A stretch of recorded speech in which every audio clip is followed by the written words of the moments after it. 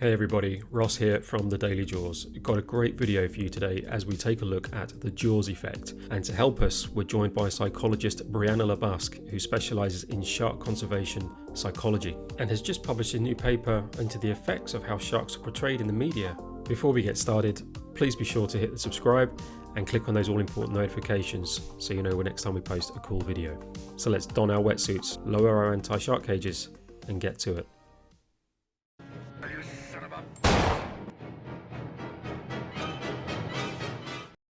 So Brie, thanks so much for taking some time out to join us today. How are you doing? Good, thank you. Thanks for having me on. I'm really excited. Yeah, it's great to get to talk to you because obviously when we saw your paper on the Jaws effect, we thought we've got to talk to you because obviously our followers are going to want to hear all about this phenomenon that's sort of been sort of affecting people sort of New Guinea on for nearly sort of 50 years now. Before we dive in though, could you tell us a little bit about sort of the background you've got and the work that you do? Yeah, definitely. So I actually have a PhD in psychology, which can sound a little bit weird because my focus of my research is on sharks. But my PhD looked at, it's in the area of conservation psychology. So I'm really interested in why do people perform certain behaviors? Why do people have certain attitudes about certain things? And in particular, when we're talking about a species like sharks, why do people have a fear of sharks? So that's where I kind of got into the shark area from a psychology background. And now I keep doing research in the area of sharks and psychology. And I also teach psychology at university as well. Wow, so you're a pretty busy person. Very busy.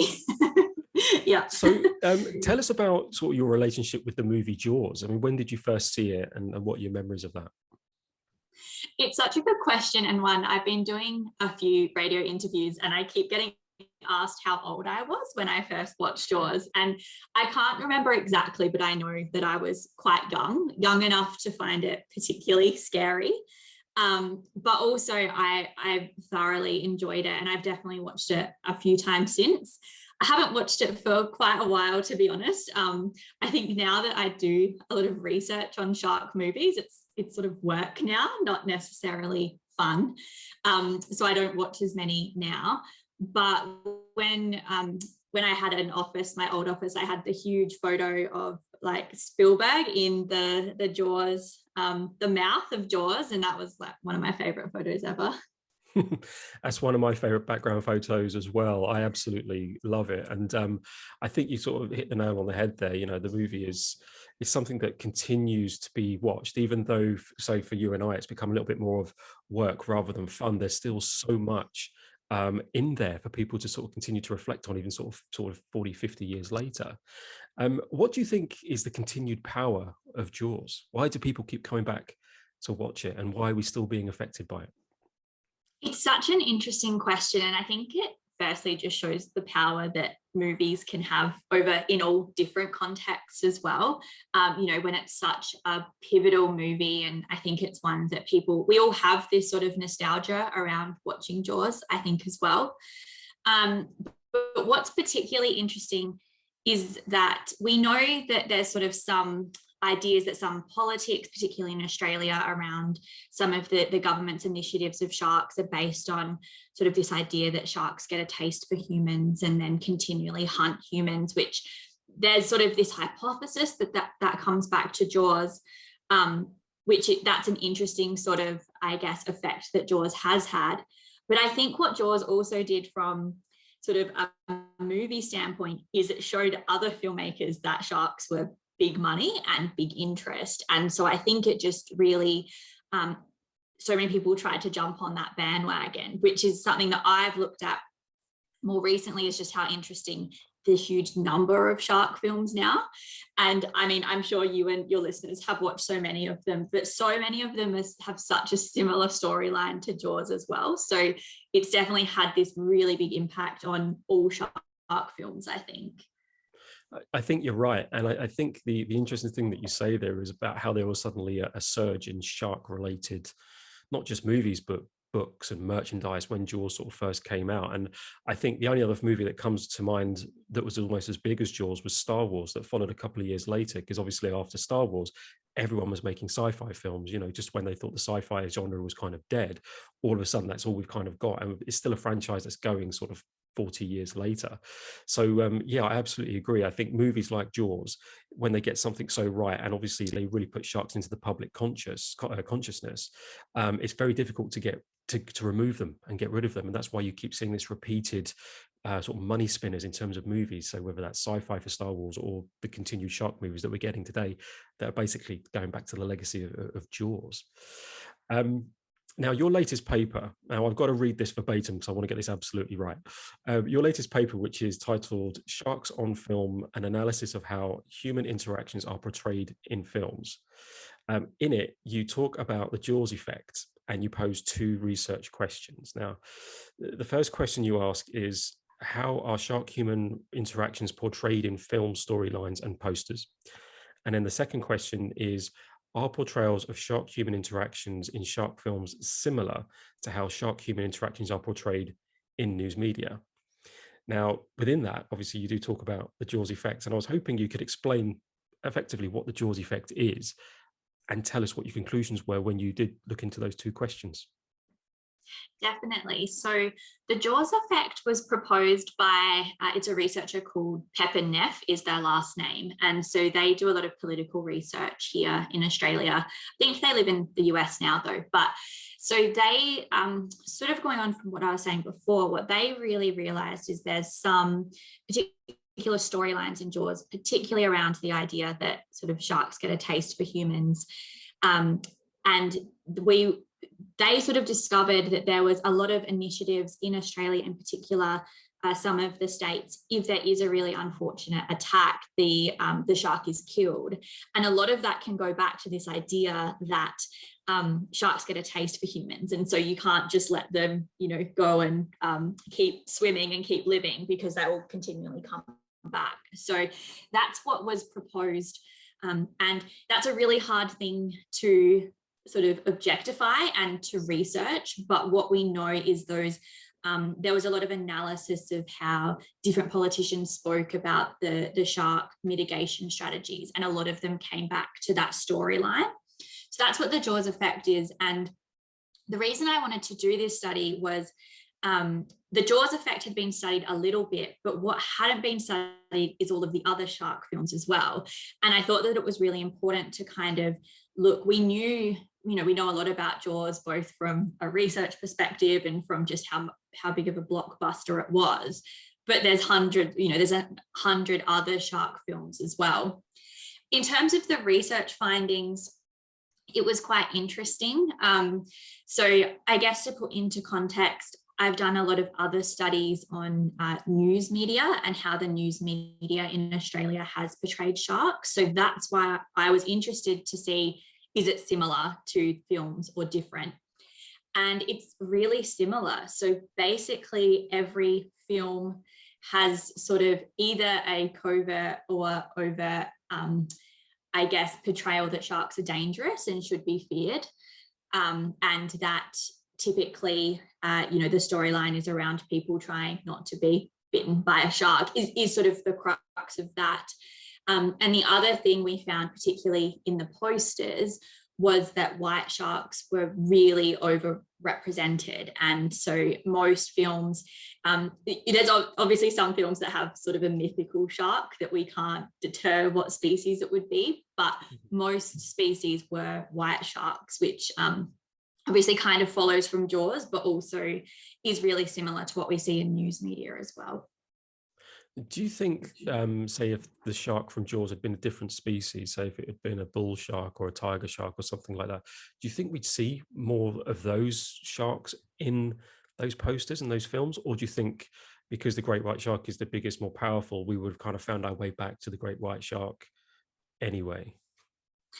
I think I do agree. I think that, you know, we can't just say that the white shark gets all the attention because of Jaws, when we know for a fact that it you know, like you said, they are the biggest and most powerful shark species as well. It would have been interesting though, because I think particularly when we're looking at the news media, you know, here in Australia, for example, in terms of the attacks that do happen, bull sharks are often included in those as well. So it does suggest that potentially the narrative could have been different if Jaws was a different species. But I do think that it's always going to come down to the white shark, because they are and that's the shark that people want to go diving with in cages. And there's that big sort of interest in white sharks, I think. Mm-hmm.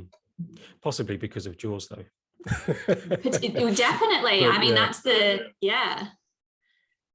So why is it important that we look at the way that sharks are represented in the media? So one of the biggest things that we know about sharks is that most people actually don't encounter a shark themselves. And we know that even people who do encounter a shark, the vast majority encounter sort of reef sharks or other smaller species. And so from a psychology perspective, often when we're afraid of something, or when we want to kind of have attitudes towards something, normally that's through personal experience in a lot of other circumstances. But it's not the case with sharks, because most of us aren't seeing a shark regularly or at all. So we know that the media is where a lot of people are getting their ideas around sharks. Sort of any knowledge that they have of sharks is coming from the media. And in particular, I mean, shark films are slightly different because often people are choosing to watch a shark film. But news media in particular, people can just see that or hear that without meaning to. So people who don't know anything about sharks could see those news stories. So it can have a really big impact on how people view a shark and whether they find them scary or not. Mm. Do you think, obviously, as we sort of said before, with the advent of Jaws, and then obviously all of these more sort of just direct rip-offs of Jaws, but also then some of the more, should we say, exotic and extravagant shark movies, so like the Sharknadoes and five-headed monster shark beast, all those kind of things. Do you think that from a media perspective, that shark films and shark posters are quite sort of easy prey in that respect? Because obviously their storylines are always going to feature people getting eaten, almost in the same way that you're going to see Jason on the front of a poster for Friday the 13th. I think I've got that right, haven't I? Yeah, it's Jason Friday the 13th with a big knife and all that kind of stuff. Because obviously you've got the slasher film, and Jaws and shark movies have kind of got their own sort of genre now, which is sort of shark exploitation. Because not all shark films are created equal. Obviously you've got sort of Jaws on the one end, where you've got the shark that only maybe features in the film maybe for about 4 minutes, where you've actually got, say, something like Sharknado or something else, where it's all shark flying around through the air doing ridiculous things. And the study doesn't quite differentiate on those two things. So would you sort of view that potentially as a flaw in the study? And do you think that that's something that's worth investigating, just to see what the impact of the different types of shark films are having on people? Yeah, definitely. So this study was definitely, I guess its purpose is preliminary, and we just wanted to see firstly how many shark films there were, and what sort of things are shark films sort of portraying in general. But moving forward, definitely, I think we need to tease apart the different types of shark films. We need to tease apart, animation versus real life, particularly now, with CGI and things like that. I mean, The Shallows is quite a good example of a really high quality CGI, and it does look really realistic. Because we just don't know yet whether, I guess we can expect that people wouldn't be as scared of a Sharknado, because we can kind of, we can differentiate and know that that's not realistic, but we just don't have that research yet, which is definitely an interesting area, I think. Yeah, because myself and my chief writer Dean, we were sort of talking about sort of different aspects of that whole spectrum, and it'd be interesting to sort of break it down, because we all, as movie fans, we sort of go to these movies, whether that's a shark movie or a slasher film or whatever, and we kind of know what to expect. We know we're expecting people to die in imaginative ways, and we kind of go there to see who's going to live and who's going to die. That's kind of the point. But then if we try to differentiate between what's fact and fiction, and then you throw, say, the news media and some documentaries into the mix, where do you see, I don't want to use the word blame, but obviously they do influence people's perception of sharks beyond just a shark poster. They kind of maybe take it to the next level with a little bit of credibility in some instances. Where do you think there's a sort of a certain level of accountability for agencies like that? Definitely, I think another area of research that I'm really interested in is looking at Shark Week as well, because I think that's a really big one. And again, like you just said, shark films aren't made equally, and neither are Shark Week documentaries. And I think Shark Week has saw the opportunity to capitalize on probably going back as far as Jaws and just capitalizing on sort of the I guess, interest around sharks. And the particular concern there is that some of those documentaries are still portraying sharks in quite this negative way.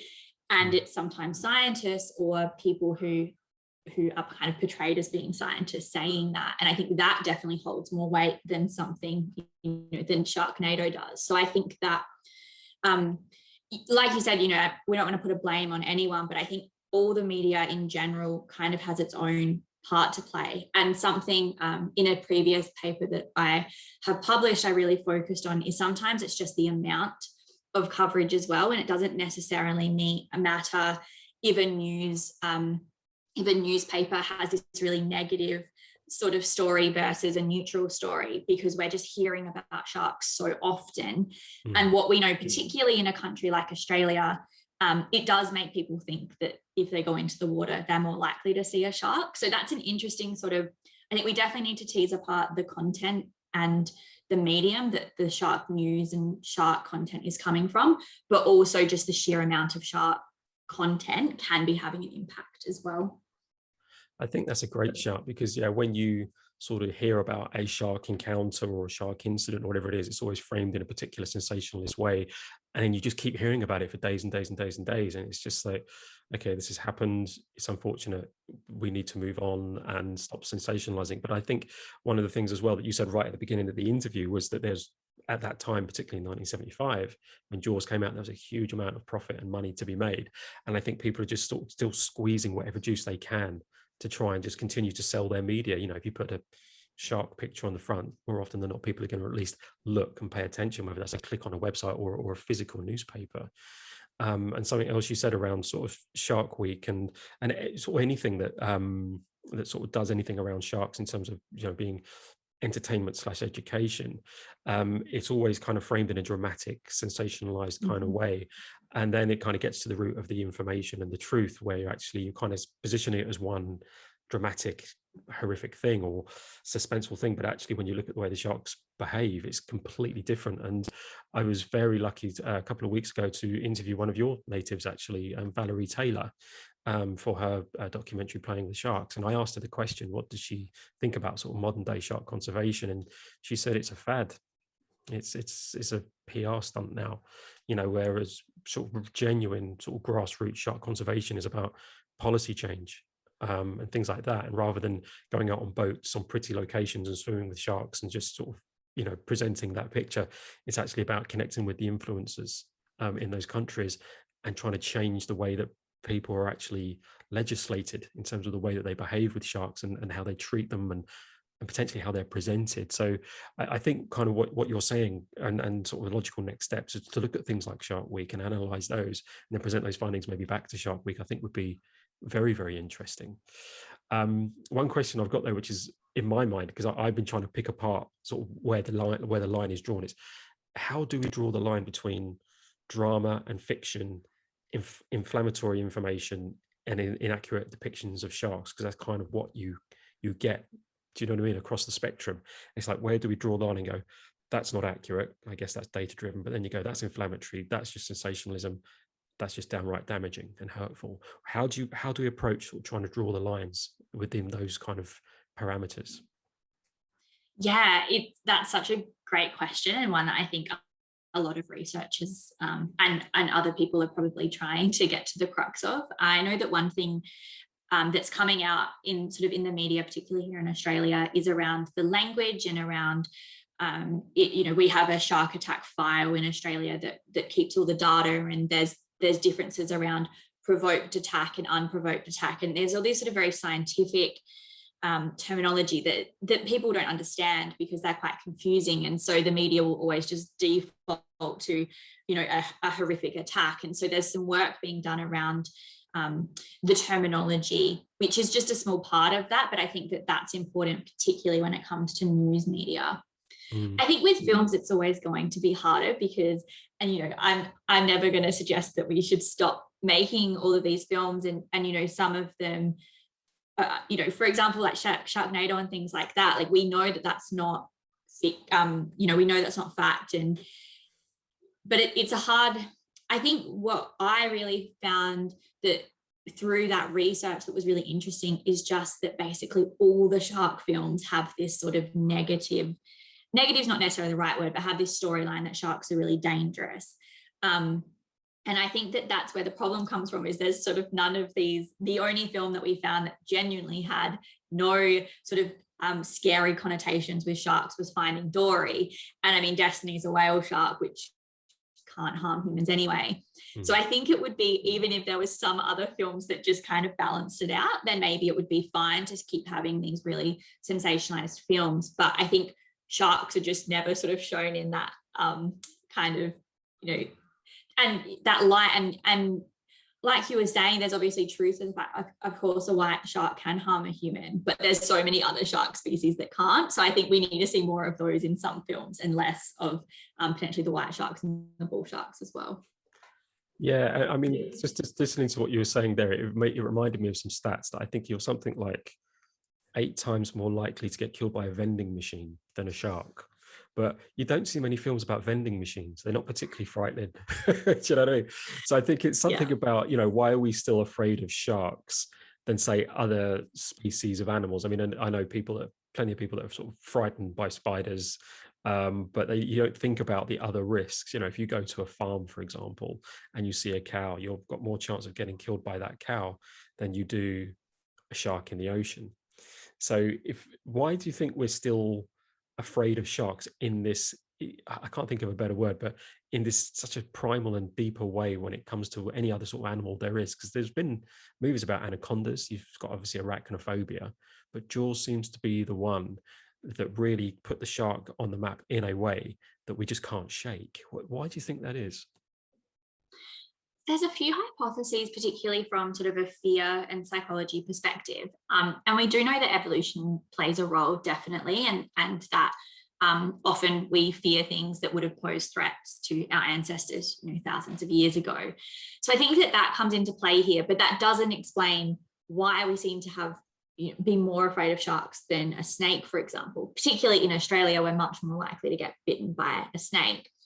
I think potentially it's something to do with maybe the ocean as well. And I think because we naturally, we learn to swim, but we don't have gills. We can't breathe underwater without, scuba diving and things like that. And so I think whether it's consciously or unconsciously, we just feel like we're out of depth in the water. And I think that already puts us in sort of this heightened fear state. And then the fact that there's, a very big potential animal that we could encounter. So I think that has a part of it as well. And I've done some research on fear of the ocean in general, and we know that a lot of people fear drowning and fear crabs and all of these other things as well, and it seems to be quite ocean related. So I think it's maybe not just sharks, it's also the fact that sharks are in the ocean. Yeah, I think for me, there's two things. Not that I'm particularly afraid of the ocean. I love it. I try to get into the ocean whenever I can, but not just because I spend a lot of time watching Jaws, but it is just something that's in the back of your mind, whether you like it or not. And I think for me, there are two things that sort of Jaws attributes to. One is the way that it was shot. So the very beginning of the movie, you've got water level shots, which is how we see the water. And Steven Spielberg did that deliberately. He actually had a camera especially built for that sequence, and because he said he wanted the audience in the water. So you get our view of the water, but then second, you get the point of view of the shark as well, coming up to sort of obviously attack Chrissy at the very beginning of the movie. And I think it's really difficult to go into the water and not necessarily have that somewhere in the back of the mind, because it's not just an unknown or unseen fear that you might have. You've actually seen it on screen in front of you, and there's no way you can't get that out of your mind almost once you've seen it, particularly if you're about to go on a beach holiday or something like that. So I think a lot of it is just around that, actually having seen it occur. And obviously now I think as well, and again, this is this is probably more about around the debate about, the tool that you use, is as good as you use it. So things like the internet, for example, you can obviously go and educate yourself now in ways that we never have done. I mean, we get so many people messaging us, and parents on behalf of children as well, saying, my kid's just seen Jaws, or I've just seen Jaws. I'm really keen to learn more about sharks. What are the best places to do this? Not, I'm just going to jump on YouTube and watch anything I can. It's, where is the credible information? Where am I going to learn the truth? Because it's almost like a gateway in a way, not just Jaws itself, but also all of these other shark movies. But generally, people find their way back to Jaws, and it's almost like a gateway to them wanting to learn more about sharks as well. So you're sort of finding your own Matt Hoopers, or I don't know what the female version of the name Matthew would be. I don't know, can't even think of that, but you get a little sort of lovely little Matt Hoopers, or Mini Hoopers sort of popping up everywhere. And these kids are now pursuing, not just for their own education, but to set the record straight in their own mind, but also pursuing it as a career like you have. So I think in terms of sharks and movies, I think, yeah, absolutely. I think as an audience, we're still smart enough to differentiate between drama, farce, fiction, but then you've got that little grey area where you've got the news and the documentaries, where potentially they're sensationalizing things that they just know aren't true, and they're perpetuating that image, that perception of sharks not being this amazing creatures that they are. In terms of shark movies now, where do you kind of feel that they fit in the modern world? Is there still a place for them, and if so, what kind of direction would you like them to take? I think there definitely is. I think from a like, even taking off sort of my conservation hat, I wonder, just from a kind of interest and money perspective, like whether there will be a saturation point. I assume that at some point people are just going to not want to see new shark films, and they would rather, watch older ones. But I think we'll definitely keep seeing shark films, and maybe other films of other species as well. But I would like to definitely see, I think particularly when it comes to like the children and the animation, and I think like I said, Finding Dory, kind of, there was no scary shark in that, and Shark Tale and Finding Nemo have mainly friendly, like they sort of have a friendly shark, but they still have some unfriendly sharks. But I would love to see some more, maybe like Disney, Pixar, in that space, just because I think children, they're so impressionable, and like you were saying, it's such a great opportunity for children to learn about new species and then go and follow that as well. But I mean, I'm quite excited to see what else comes out. Obviously as CGI and things like that keeps improving as well, I think the actual the visuals are going to be pretty impressive, and I'm definitely excited. But I would maybe just like to see some more that includes some other species that don't necessarily harm humans as well. I think that's a great shout. And like you say, I think I'd love to see Pixar and people like that in that space, just creating sort of more realistic and sort of fun stories, so that people don't look at sharks in that sort of negative way that potentially they have done. But there's one part that I do disagree with you on, which is about the CGI. I want to see practical sharks like this boy. I want to see practical sharks like this guy, because again, another thing about Jaws is people love the fact that it's just old school filmmaking. There's no green screen, no CGI, anything like that. So I think, like The Shallows did, it did a mixture of practical and CGI effects, and actually brought quite a realistic and very entertaining and thrilling movie. But again, we will walk away from that thinking, okay, cool, that's a fiction, or hopefully most of us do. And if we're unsure what the fiction is, hopefully, they can find some credible resources like your paper, for example, that can sort of just reaffirm the truth about sharks. What's the reaction been to the study? It's been it's got a lot of attention in the media, particularly here in Australia. I've done a few radio interviews, and overall, I think people like that it's sort of looking at sharks research in a different way. Obviously, we have amazing marine biologists who do such incredible work in this space, but this is kind of looking at it from a really different way. So from a researcher perspective as well, and it also, just out of pure luck, it actually came out in Shark Week, which I don't know how that happened, but it did. So it did get, I know on Twitter and things like that, there was a big push this year of kind of pushing the credible and realistic and good Shark Week content versus some of the maybe more dramatized. So I think it came out at a really good time. And so, yeah, it's had there's been a really good response, which is, it took a long time. Like, it's been a long time to get it published. So I was just really happy that it's out there and people are enjoying it. Well, it's absolutely worth it. And what we'll do is we'll put a link on the website just so people can read it for themselves as well. There's some really interesting stuff there, and hopefully it sort of makes people think about not just, you know, their own perception of sharks, but also what they're being told about sharks and how they're being presented, and potentially, you know, where's the truth in that. But I think the needle is moving in the right direction all the time. More and more people are finding out about sharks, maybe through Jaws or through Shark Week or through the Pixar movies that we've talked about. And then they're sort of taking it further, and they're taking on their own learning, which is fantastic. So I think people are gradually getting to the truth of you know, these amazing creatures. So in terms of your the studies, what's the next step? How would you want to sort of progress with this and go sort of even deeper into the subject? So my next step is, firstly, what we've found is there's this really interesting sort of relationship between how people perceive the risk of sharks and the impact that potentially has on if they want shark conservation initiatives to occur. So in part that can be influenced by movies, but it's a really interesting sort of phenomenon that hasn't been looked at in itself. So I'm really interested. Sort of my next step is a lot of the research I've done is in an Australian context, but I'd really like to get some surveys out there worldwide to see if we find a similar thing.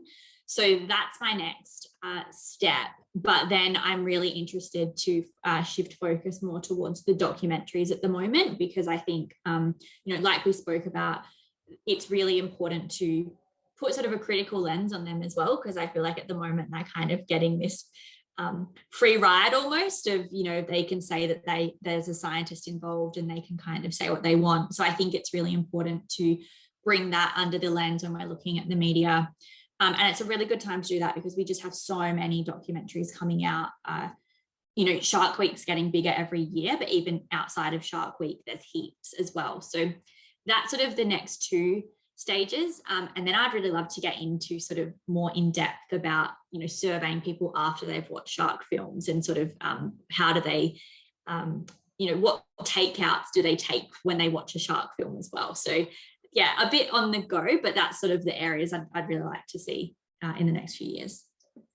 Well, that sounds great. And I think, you know, you put all that together, it's, you know, it's going to be a pretty compelling picture for a lot of people to reflect on, and hopefully continue to sort of change that perception around sharks. So where can people follow you and learn more about your work? So I have a Twitter, which is my name, Brianna Busque. So that's probably the best place for people to follow. I post not just my research, but other shark research as well. So yeah, I would love people to follow me on there. Great. So we'll put a link to your Twitter account in the description of the video and also on our blog as well. But Brianna, thank you so much again for taking some time out to talk to us. It's been absolutely awesome. I've learned so much. So for now, we'll drink to your legs. Farewell and adieu. Thanks so much. I learned a lot as well. So thanks so much for having me on. Good stuff.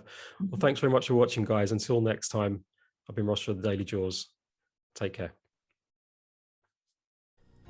Thanks so much for watching. We really do appreciate it.